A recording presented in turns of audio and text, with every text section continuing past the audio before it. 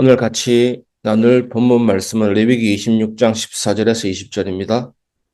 그러나 너희가 내게 청종하지 아니하여 이 모든 명령을 준행하지 아니하며 내 규례를 멸시하며 마음에 내 법도를 싫어하여 내 모든 계명을 준행하지 아니하며 내 언약을 배반할진대 내가 이같이 너희에게 행하리니 곧 내가 너희에게 놀라운 재앙을 내려 비병과 열병으로 눈이 어둡고 생명이 쇠약하게 할 것이요 너희가 파종한 것은 헛되리니 너희의 대적이 그것을 먹을 것이며 내가 너희를 치리니 너희가 너희의 대적에게 패할 것이요 너희를 미워하는 자가 너희를 다스릴 것이며 너희는 쫓는 자가 없어도 망하리라.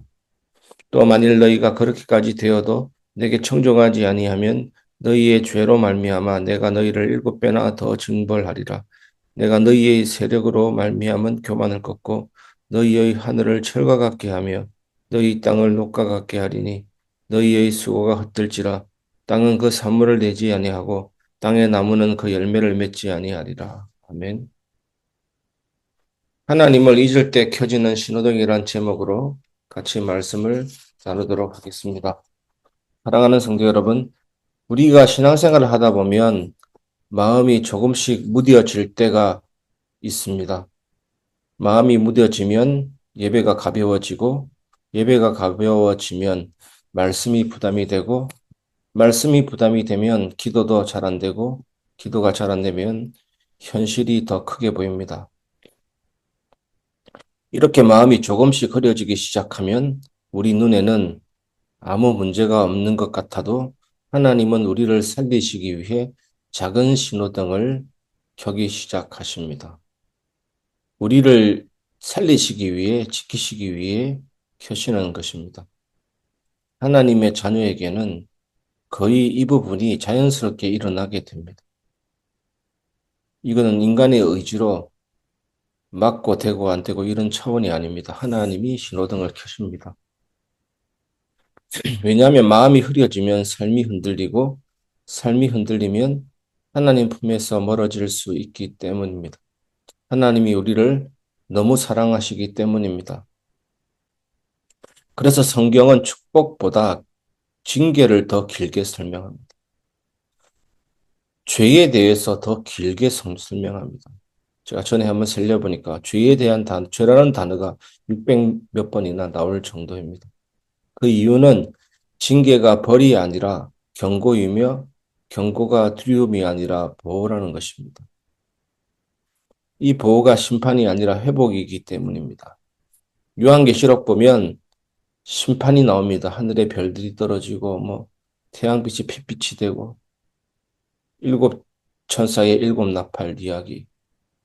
그것은 세상을 완전히 끝내버리고 파괴시켜버리는 그런 창조주 하나님의 분노적 차원이 아닙니다. 계시록의 심판은 새하늘과 새 땅, 새 예루살렘이 오시기 전에 하나님의 정화 사역입니다. 오늘 말씀은 무서운 경고장이 아니라 얘야 여기서 멈추고 나에게 돌아오라 하시는 하나님의 손길입니다. 첫 번째, 하나님을 잊으면 삶이 서서히 흔들립니다. 14절에서 17절. 하나님은 이렇게 말씀하십니다. 너희가 내 말에 귀를 닫으면, 귀를 닫는다는 말은 거창한 반역이 아니라 그냥 아무렇지 않게 넘기는 마음을 말합니다. 말씀을 아무렇지 않게 넘기기 시작하면 예배도 아무렇지 않게 되고 죄도 아무렇지 않게 되고 삶은 조용히 어두워집니다. 여러분, 창세기의 롯의 사위를 한번 보십시오. 하나님이 소돔 땅을 멸하신다라는 그 징계의 음성이 임했는데 롯의 사위들은 하나님의 말씀을 농담처럼 여겼던 것입니다. 그래서 소돔 땅과 함께 멸해지게 된 것입니다. 전에 어떤 분도 교회에서 사자성어를 얘기하고 교회를 함부로 우습게 여기고 비판하고 그런 경우의 사람도 있었습니다.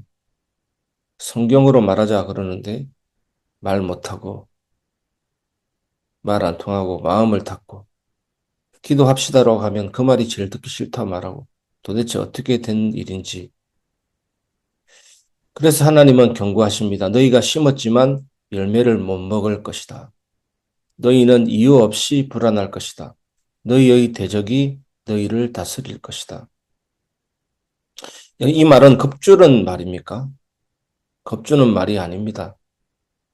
내가 없는 삶은 결국 이렇게 무너진다. 이 사실을 알려주시는 것입니다. 여러분, 가정에서도 이런 순간이 있습니다. 대화가 끊기면 오해가 생기고 거리가 생기고 사랑이 식기 시작합니다. 신앙도 똑같습니다. 대화가 끊기면 기도가 식고 오해가 생기면 말씀이 부담되고 거리가 생기면 예배가 의무가 됩니다. 여러분, 하나님과의 대화, 하나님 앞에 올려지는 기도에 참된 축복 속에 있기를 바랍니다. 그래야 말씀이 살아나고 예배가 살아나게 되는 겁니다. 그러면 우리 대화가 끊기고 오해가 생기고 거리가 생기면 기도가 쉽고 말씀이 부담이 되고 예배가 의무가 되면서 영혼이 서서히 식고 서서히 흔들리게 됩니다. 이렇게 되면 어느 순간에 이런 생각이 들죠. 왜 이렇게 불안하지? 왜 이렇게 지치지? 영적인 무력감, 영적인 피곤함, 영적인 지루함, 싸워야 될 군인이 총 내리고 나사 풀린 듯하게 마음이 희미하게 올라오게 되는 겁니다. 그 불안은 심판이 아니라 하나님이 보내신 부드러운 경고등입니다. 빨리 돌아오라는 경고등입니다. 오늘 본문 보니까 굉장히 무서운 말 나온 것 같지만 그것은 하나님의 사랑, 우리를 향한 보호가 담겨져 있는 것입니다. 사실은. 두 번째, 하나님은 징계를 통해 우리를 포기하지 않으십니다. 18절. 하나님은 말씀하십니다. 이렇게 되어도 돌아오지 않으면 어떻게 하십니까? 하나님이 내가 7배로 너희에게 징계하겠다. 돌아오게야, 발밑에 돌아올 수밖에 없도록 내가 하겠다라는 것입니다.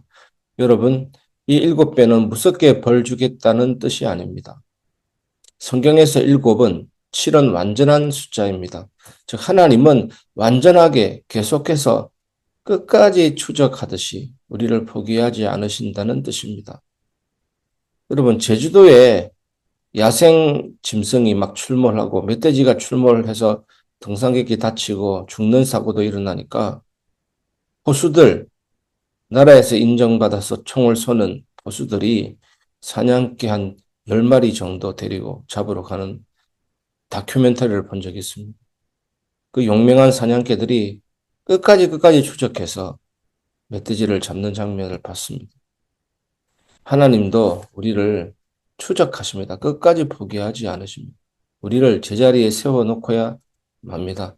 하나님의 선택받은 하나님의 자녀라면.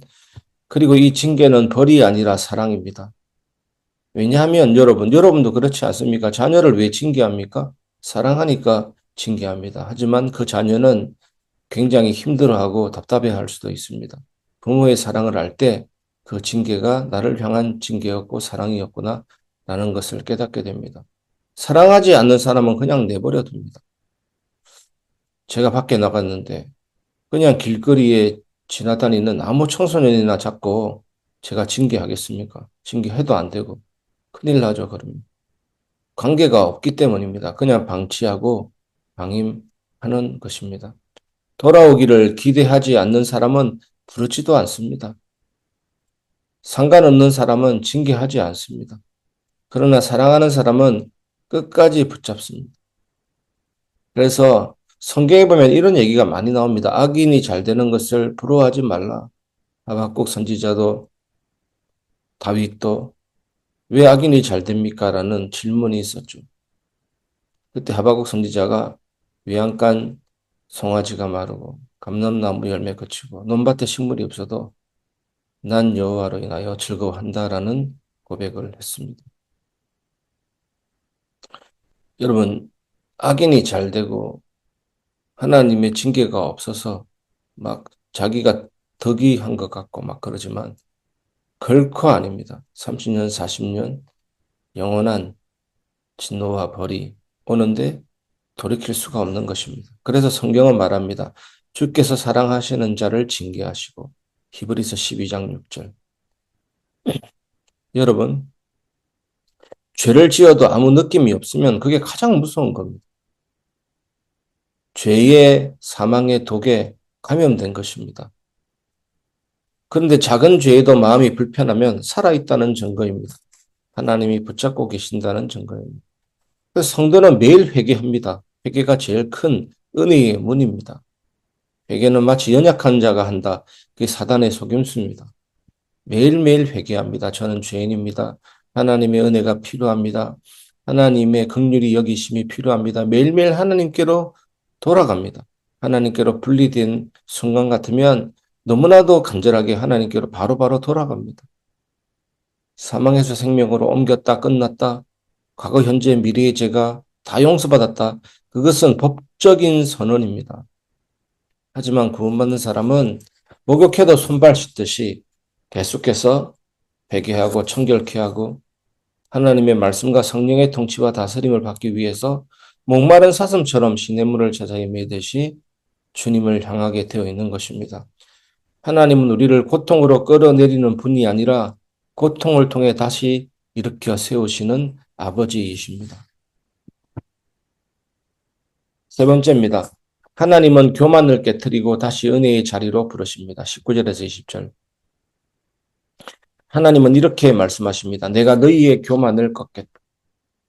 하늘을 철같게 하고 땅을 노처럼 만들겠다. 하늘이 철이고 땅이 노시니까 어떤 열매를 기대하겠습니까? 이것은 생계를 파괴하겠다는 말이 아니라 너희가 의지하던 것을 잠시 멈추겠다라는 뜻입니다. 그래서 우리는 위기와 고난이 올 때 겸손하게 무릎을 꿇어야 되는 것입니다. 하나님의 사랑이구나. 왜냐하면 사람이 잘 될 때는 자기도 모르게 하나님을 잊습니다. 평안할 때는 기도가 느슨해집니다. 문제가 없으면 하나님보다 내 힘을 더 믿기 쉽습니다. 그래서 고난이 오고 위기도 옵니다. 그래서 고난이 왜 가장 좋은 시간이냐면 고난이야말로 기도 제목이 더 분명하게 그림을 보듯이 보여지게 되는 것입니다. 내게 향한 하나님의 음성이 더욱 선명하게 들리게 되는 것입니다. 요 며칠 사이에 얼마나 하늘이 미세먼지 많고 뿌였습니까? 해상도가 너무나도 떨어집니다. 하지만 맑은 날씨가 될 때 저 먼 거리에 있는 경치도 보게 되듯이 우리는 고난을 통해 선명하신 하나님의 음성, 하나님의 임재를 보게 되는 겁니다. 그래서 하나님은 기도가 벽에 막힌 것 같고 삶이 갑자기 안 풀리는 것 같고 수고해도 열매가 적은 순간을 허락하십니다. 그 이유가 뭡니까? 오늘 본문을 통해서 꼭 기억하시길 바랍니다. 우리를 괴롭히려는 것이 아니라 우리가 다시 하나님을 찾게 하려는 것입니다. 물론 힘듭니다. 오면 언제 끝없는 이 터널을 통과할까? 내일 아침도 똑같고 모레 아침도 똑같고 하나도 변화가 없고 계속해서 이 악순환의 고리에 악순환의 순환에서 우리 마음이 짓눌릴 것 같고 믿음이 생겼다가 믿음이 없다가 막 그런 반복 속에서 지치기도 하지만 그래도 주여 하고 하나님 앞에 나아갈 때 어떨 때는 말씀 붙잡을 힘조차 없어도 주님하고 나아갈 때 하나님 우리 기도를 들으십니다. 어떤 면에서 막 정리된 미사오고 막 500글자 넘어가기까지 정리된 화려한 문법은 없어도 단어는 없어도 정말 하나님은 내 깊은 곳에 있는 주여 간절한 외침을 들으십니다. 주여 한마디 속에 천마디 만마디가 들어있는 것 아니겠습니까? 오히려 기도가 등 따시고 배부를 때 머릿속에서 굴러가는 마음은 없는 그런 단어들의 조합이 기도가 아닙니다. 진짜 저는 그렇게 생각이 됩니다. 기도는 평안하고 간절하고 우리의 눈물 한 방울 속에서도 하나님의 놀라운 응답이 있을 수 있는 것입니다. 땅이 열매를 내주지 않는 이유는 열매가 나쁠 때가 아니라 뿌리가 잘못될 때이기 때문입니다. 그러므로 하나님은 뿌리를 다시 잡아주십니다. 거칠은 땅을 허락하십니다. 그 땅이 우리를 살립니다. 그래서 고난이 있으면 영광이 있고 영광이 있으면 고난이 있고 믿음이 어떨 때는 없을 때는 어떻게 됩니까? 고난이 있을 때는 팍 다운되고 응답이 있으면 영광이 있으면 흥분되고 이렇게 고난, 흥분 이렇게 굴곡이 심한 삶은 성화의 삶이 아니죠. 이제는 고난이 있든지 영광이 있든지 사선으로 계속 올라가게 되는 겁니다. 죽든지 살든지 있든지 없든지 하나님은 선하시다. 그 믿음으로 올라가게 되는 겁니다. 여러분, 하나님이 우리를 낮추시는 이유는 우리를 버리고 싶어서가 아니라 다시 높이고 싶어서입니다. 교만이 깨져야 은혜가 들어오기 때문입니다. 말씀을 마무리하겠습니다. 오늘 말씀 보니까 어떤 생각이 드십니까? 징계는 끝이 아니라 초대이다. 입니다. 사랑하는 여러분, 레위기 26장은 벌을 내리신다는 협박이 아닙니다. 하나님은 협박하시는 분이 아니십니다. 그만큼 모자라는 분이 아니십니다. 내게 돌아오라는 하나님의 부르심이십니다. 하나님은 우리가 길을 잃을 때 먼저 말씀으로 부르시고, 말씀을 못 들으면 양심으로 부르시고, 양심을 흘리면 사람을 통해 부르시고, 사람의 말을 무시하면 환경을 통해라도 부르시고, 환경도 못 알아들으면 이제 드디어 징계를 통해 마지막으로 부르시는 것입니다. 왜 그럴까요? 왜 그럴까요? 우리를 미워하십니까? 우리를 사랑하시기 때문입니다. 또 우리를 포기하시는 겁니까? 우리를 놓칠 수 없기 때문입니다. 우리가 하나님 없이 망가지는 것을 그분은 지켜볼 수 없기 때문입니다. 우리도 마찬가지 아닙니까? 자녀가 망가지는 모습을 보고 싶은 부모는 아무도 없습니다. 그래서 오늘 본문의 메시지는 너무나도 확실합니다. 징계는 끝이 아니라 신호이다. 심판이 아니라 보호입니다. 벌이 아니라 초대입니다. 내게 돌아오라는 사랑의 부르심입니다. 사랑하는 성도 여러분, 혹시 지금 삶이 막힌 것처럼 느껴진다면 하나님이 여러분을 미워하시는 것 아닙니다. 하나님은 그런 분이 절대로 아닙니다. 하나님이 여러분을 다시 부르고 계시는 것입니다. 오늘 그 음성을 듣고 이렇게 고백할 수 있기를 바랍니다. 하나님, 제가 다시 돌아갑니다. 다시 주님께 붙습니다. 다시 은혜의 자리로 나아갑니다. 주님은 돌아오는 자를 절대 거절하지 않으신 분이십니다. 하나님의 은혜가 여러분에게 있기를 주 예수님의 이름으로 축복합니다.